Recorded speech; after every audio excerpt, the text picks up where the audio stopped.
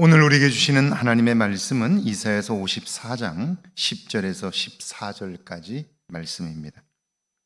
산들이 떠나며 언덕들은 옮겨질지라도 나의 자비는 내게서 떠나지 아니하며 나의 화평의 언약은 흔들리지 아니하리라.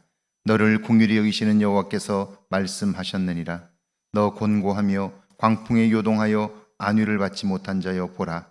내가 화려한 채색으로 내 돌 사이에 더하며 청옥으로 내 기초를 쌓으며 홍보석으로 내 성벽을 지으며 성류석으로 내 성문을 만들고 내 지경을 다 보석으로 꾸밀 것이며 내 모든 자녀는 여호와의 교훈을 받을 것이니 내 자녀에게는 큰 평안이 있을 것이며 너는 공의로 설 것이며 학대가 내게서 멀어질 것인즉 내가 두려워하지 아니할 것이며 공포도 내게 가까이 하지 못할 것이라. 아멘. 하나님의 말씀입니다. 할렐루야. 좋은 날입니다. 오늘도 하나님의 도우심이 여러분과 함께 하기를 주의 이름으로 축원합니다. 창세기 24장에 보면요, 아브라함이 늙었고 아들 이삭이 장성하였을 때에 아브라함은 충성스러운 종을 불러 이렇게 말합니다. 너는 내 고향으로 가서 내 친척 중에서 이삭의 부인 될 사람을 데리고 오라. 그래요. 종이 아브라함에게 묻습니다. 저를 처음 볼 텐데 과연 저를 따라올까요? 오지 않으면 어떻게 할까요? 종으로서는 당연한 물음이지요. 그때 아브라함이 이렇게 말합니다.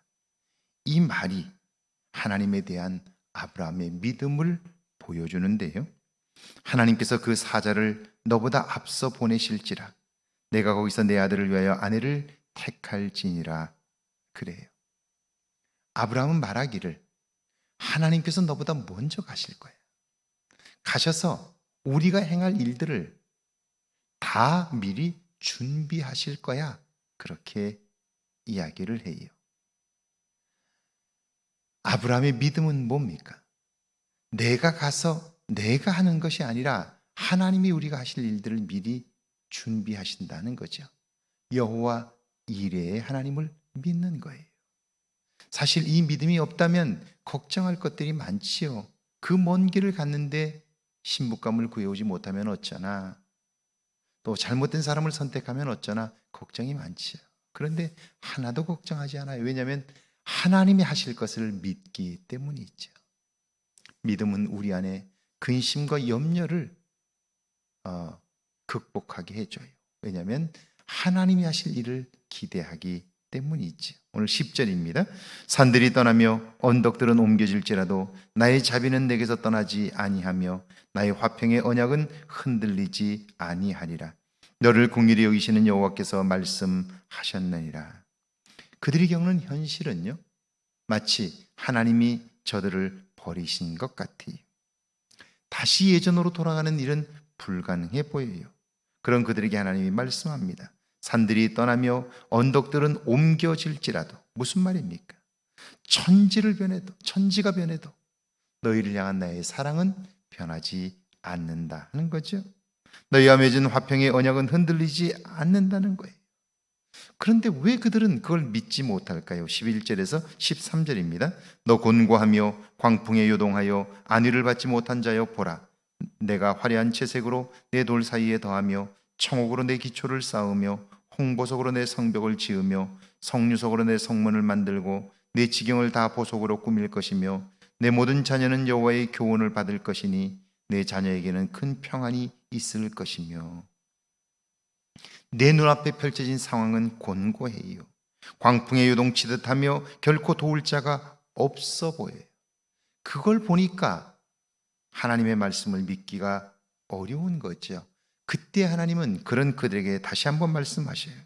이전보다 더 아름답고 그리고 아름답게 내 집과 삶을 꾸밀 것이며 너뿐 아니라 너의 자녀들을 보호할 것이다. 그렇게 말씀해요. 14절입니다. 너는 공의로 설 것이며 학대가 내게서 멀어질 것인즉 내가 두려워하지 아니할 것이며 공포도 내게 가까이 하지 못할 것이라. 자, 그렇다면 이제 그 백성들은요, 하나님이 하실 일을 기대하고 그것을 바라보면 되는 거예요. 하나님께서 우리가 두려워하는 권력자들을 어떻게 대하시는지, 상황을 어떻게 바꾸시는지 그것만 확인하면 되는 거예요. 그러면 우리는 고백하게 될 거예요. 이 일을 하나님이 하셨다고요. 이렇게 하실 줄 우리는 상상도 못했다고 그분을 노래하면 되는 거예요. 그때 우리 안에 자리 잡았던 공포와 두려움이 사라지죠. 근심과 염려가 떠나고 그 일을 이루신 하나님에 대한 기대만이 가득한 거예요. 중요한 것은 하나님이 그 일을 이루실 때까지 그 하나님에 대한 기대감이 내 안에 있느냐는 거예요. 그걸 참아낼 때 낼 수 있는 인내심이 내 안에 있느냐 하는 거죠. 그러므로 신앙생활이란 하나님을 신뢰하는 법을 배우는 거예요. 하나님이 그 일을 이루신다 말씀하셨기에 이제 그때까지 참아내는 인내를 배워가는 거예요. 오늘 여러분의 삶 속에 인내가 또 하나님에 대한 기대감이 넘칠 수 있기를 주의 이름으로 축복합니다. 함께 기도합니다. 나를 향한 하나님의 사랑을 느끼게 하옵소서.